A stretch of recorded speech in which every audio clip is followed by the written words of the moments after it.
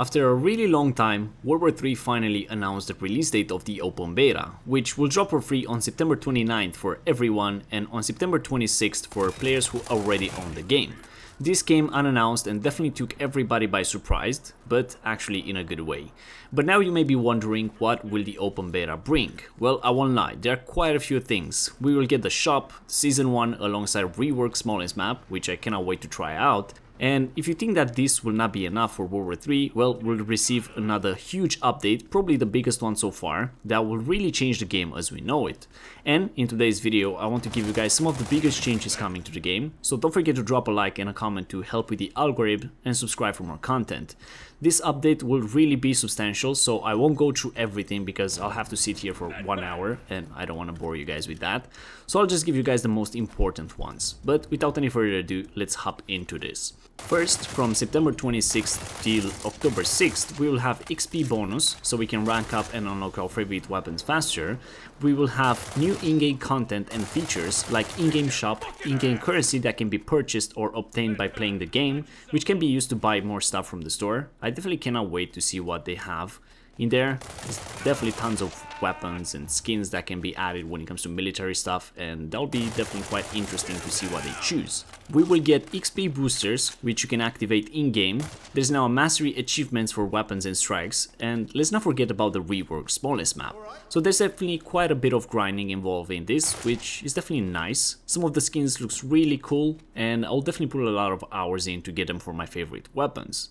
There have been some gameplay changes too when it comes to weapon mastery, so now you can unlock the more important attachments sooner. The range of the commander strike warning will be increased so players can reactivate faster, and the muzzle velocities have been rebalanced on all automatic weapons, which is kinda nice. They definitely needed a bit of work, some of them. There will be quite a few weapon balances also, but most of them have already been added with the pre-open beta patch, which I think it was back in June. Basically the DMRs, shotguns and LNGs have been reworked a bit to be more aligned with the assault rifles, which are definitely the most used weapon in the game right now. And also the minimum and maximum range of the compact barrel has been increased to be a bit more effective on all weapons. Strikes receive some changes as well. Turrets will now do less damage and some vehicles will have a bit less health to be a bit less overpowered basically. There's been some changes to the APS and how many hits it can take and the way it looks. And I'm not gonna lie, I don't think this is gonna be enough for strikes. There's definitely quite a few overpowered vehicles in the game like the Leviathan and the Scarab, which definitely need to be reworked a bit more in order to be more aligned again with the game. I still feel like they have a bit more mobility than others and just do way too much damage for how small they are and how fast they are. And on top of this, there have been many more changes to strikes, but as I said, I won't go into too many details. If you want to see more, definitely check the description. I'll put a link there that will take you to the patch notes and you can check out everything for yourself. As I said, there's definitely quite a few of them and it's gonna take some time. Animations have been updated as well. Now head glitching has been reduced a bit. By correcting the standing poses of soldiers, there are tons of new animations for snipers, shotguns, ARs and other equipments in the game, and also the walking and sprinting animations has been improved to increase the visibility. Also, there's now new animations for dropping in tanks from an AC-130 that looks a lot better. I feel like the old one definitely looked really cartoonish and really bad. There are a lot of UI adjustments too that will help players understand what is going on screen a bit easier and give more freedom when it comes to HUD customization. And one of the biggest issues with World War III, which is audio, has received some work as well. Now, the overall ambient sound is a lot better and more satisfying, and certain weapons have received new sounds to be a bit more realistic when it comes to gunshots and how they sound with suppressors and stuff like that. So this is definitely a big win for World War III because the sound was one of the most hated part about the game. So now things will be a lot better and refreshing and will definitely appeal to a lot more people, I feel like. New customization changes for loadouts and attachments have been added, which is really nice, and on top of this there are tons and tons of bug fixes, which are definitely just fantastic and needed, especially in some of the aspects. There's been tons of issues when it comes to attachments not working on certain receivers and stuff like that, so most of them being fixed is just really nice. Most of the stuff from the patch notes have been added with the pre-open beta patch, as I said earlier, and if you guys want to check the whole thing, there is a link in the description for that. It will definitely take you a bit of time.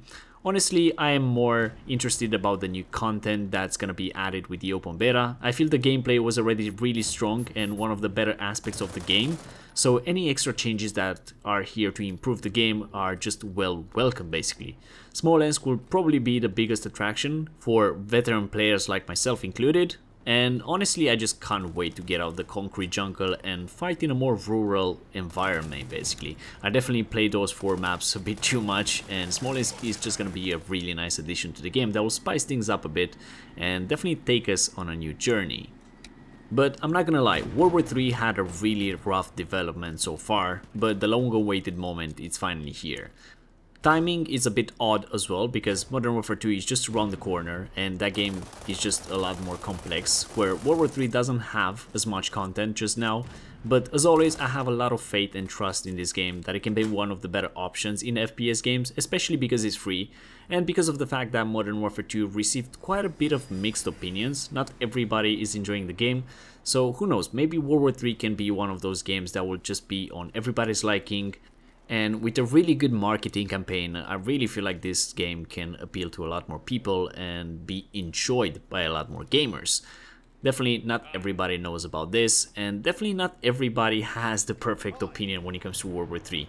As we all know, this game has been in development for 4 years and it's been delayed multiple times. So definitely the community of this game, it's a bit restrained when it comes to World War 3. They want to see more actions, and the devs definitely need to be a bit more transparent from now on. We all know how pissed the community was when, well, basically they went totally radio silent for the past few months, and now they just come in and drop this. Like, don't get me wrong, this is really great news that the open beta is finally here, but we want the devs to just communicate with us a bit more. But I feel like that's gonna change from now on. But that's gonna be it about today's video, guys. Make sure to subscribe because on the 26th I'll be dropping my first impressions video to check out the new stuff, the new map, and what is going on with World War 3 at the moment.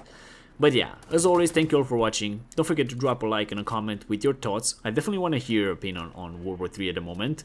And let me know what you think of Modern Warfare 2. Do you agree that this game is better, or would you stick to Call of Duty this year?